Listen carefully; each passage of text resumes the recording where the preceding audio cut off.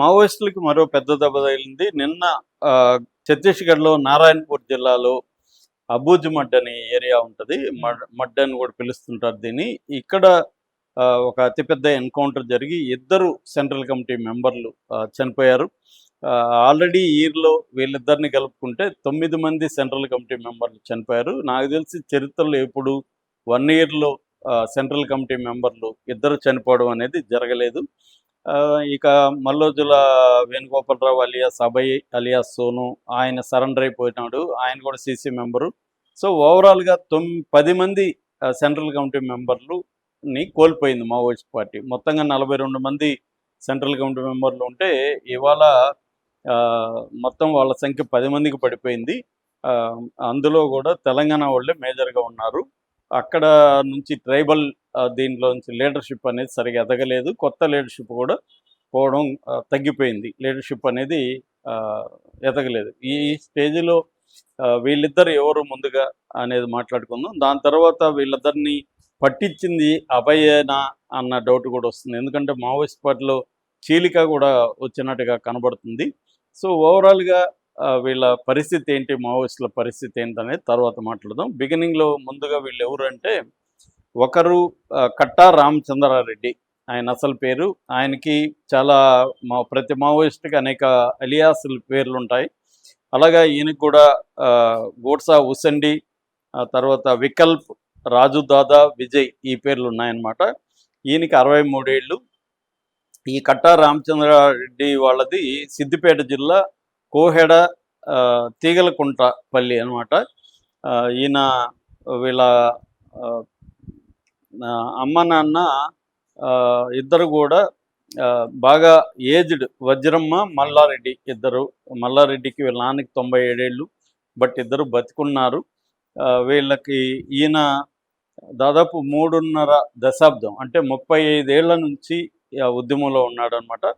Present అయితే ఆయన ఒకటి సెంట్రల్ కమిటీ మెంబర్గా ఉన్నాడు. దాంతోపాటు DKSZC అంటారు, దండకారణ్య స్పెషల్ జోనల్ కమిటీ సెక్రటరీగా కూడా ఈయన ఉన్నారు. యాక్చువల్గా ఈయన కాబోయే సెంట్రల్ కమిటీ సెక్రటరీ అని కూడా అన్నారు.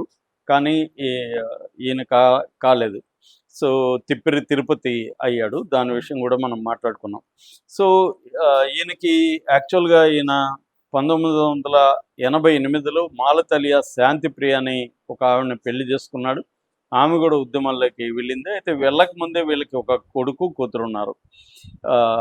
అయితే ఆమె కూడా ఉద్యమంలోకి వెళ్ళి 2008లో ఆమె అరెస్ట్ అయింది. 3 ఏళ్ళు జైల్లో ఉండి, జైల్లో నుంచి బయటకు వచ్చినాక ఆమె ఉద్యమంలోకి పోకుండా పిల్లల దగ్గరకు వచ్చేసింది. పిల్లల్ని చదివించుకుంది. బాబు ఇప్పుడు డెంటిస్ట్గా ఉన్నాడు. కూతురేమో CA చేసి CAగా ప్రాక్టీస్ చేస్తుంది. సో అలాగా ఈయన ఫ్యామిలీ అయితే ఉంది బయట. కానీ ఈయన ఉద్యమంలో నుంచి ఎప్పుడు బయటకు రాలేదు. భార్య కోసం కానీ బిడ్డల కోసం కానీ ఆయన రాలేదు. ప్రజలకి నా జీవితం అంకితం అని ఆయన ఒక భయంకరమైన కమిట్మెంట్తో పనిచేశాడు. సో ఆయన ఈ ఎన్కౌంటర్లో చనిపోయాడు. రెండవ వ్యక్తి పేరు కడారి సత్యనారాయణ. ఈయన్ని కోస అని పిలుస్తారు.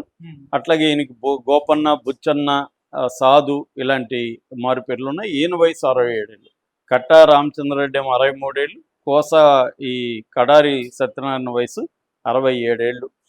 సో ఈయన ఒకప్పుడు వీళ్ళది ఏంటంటే రాజన్న సిరిసిల్ల జిల్లా తంగళ్ళపల్లి మండలం గోపాలరావుపల్లి విలేజ్ అనమాట. సో వీళ్ళ నాన్న కృష్ణారెడ్డి, అమ్మ అన్నమ్మ ఇద్దరు కూడా చనిపోయారు. వీళ్ళ నాన్న గవర్నమెంట్ టీచర్గా ఉండేవాడు. ఇతను 1978లో ITI కంప్లీట్ చేసి పెద్దపల్లిలో రామగుండంలో ఒక ఫ్యాక్టరీలో జాబ్ చేస్తున్నాడు. అక్కడి నుంచి కార్మిక సంఘాల సికాస్ అంటారు, సింగరేణి కార్మిక సమాఖ్య, ఆ కార్మిక సంఘాల్లో ఈయన కూడా పార్ట్ అయ్యి అక్కడ నుంచి పీపుల్స్ వార్లోకి వెళ్ళాడు. సో ఈయనేమో కార్మిక సంఘం నుంచి వెళ్తే కట్టా రామచంద్రన్ విద్యార్థి ఉద్యమం నుంచి ఈయన వెళ్ళాడు. ఈయన కట్టా రామచంద్రరెడ్డి ఏమో నాందేడ్లో లా కూడా చేశాడు. సో ఇద్దరు కూడా మంచిగా చదువుకొని ఉద్యమాల్లోకి వెళ్ళిన వ్యక్తులు అనమాట. సో సుదీర్ఘకాలం దండకారణ్య ఉద్యమాన్ని నిర్మించిన నిర్మాతల్లో వీళ్ళిద్దరు కూడా ఉన్నారు. వీళ్ళిద్దరు కూడా 60 దాటిన వాళ్ళే. ఒక ఆయనకి 67 అయితే ఇంకొక ఆయనకి 63. సో వీళ్ళకి హెల్త్ రీత్యా కూడా ఉద్యమం అక్కడ దండకారణ్య ఏరియాలో తిరగడం కూడా కష్టం. అయితే ఇక్కడ ఏం జరిగిందంటే గత కొంతకాలంగా మావోయిస్ట్ పార్టీలో ఒక కన్ఫ్యూజన్ అనేది క్రియేట్ అయింది. అభయ్ అలియాస్ సోను అలియాస్ మల్లోజుల వేణుగోపాలరావు పేరుతో ఒక ప్రకటన వచ్చింది. ఆ ప్రకటన ఏంటంటే మావోయిస్ట్ పార్టీ కంప్లీట్గా సరెండర్ అయిపోతున్నాము, ఆయుధాలని వదిలేస్తున్నాము అని చెప్పి తొలి నుంచి కూడా ఉద్యమం అతివాద ఉద్యమంగానే ఉంది అని ఈ ఉద్యమాన్ని డిజోన్ చేసుకునే పరిస్థితి, ఈ ఉద్యమం కంప్లీట్గా తప్పుడు ఉద్యమం అని చెప్పే ఒక 5 పేజీల డాక్యుమెంటు, దాంతోపాటు ఒక ఆడియో ఇది కూడా ఫైల్ కూడా మీడియాకి రిలీజ్ చేశాడు ఈ అభయ్. దాని తర్వాత ఇక్కడ తెలంగాణ మావోయిస్ట్ పార్టీ ప్రతినిధి జగన్ ఒక ప్రకటించి అది అభయ్ వ్యక్తిగతందే కానీ పార్టీది కాదని ఖండించాడు. ఈ లోపల వికల్ప్, ఈ కట్టా రామచంద్రరెడ్డి అలియాస్ వికల్ప్ కూడా ఒక ప్రకటన, ఆయన పేరుతో కూడా ఒక ప్రకటన వచ్చింది. అదేంటంటే ఈ అభయ్ శత్రువుతో కలిసిపోయాడు, అంటే సరెండర్ అయిపోయాడు. అతను సరెండర్ అయిపోయి వాళ్ళతో కుమ్మక్కయ్యి, గవర్నమెంట్తో కుమ్మక్కయ్యి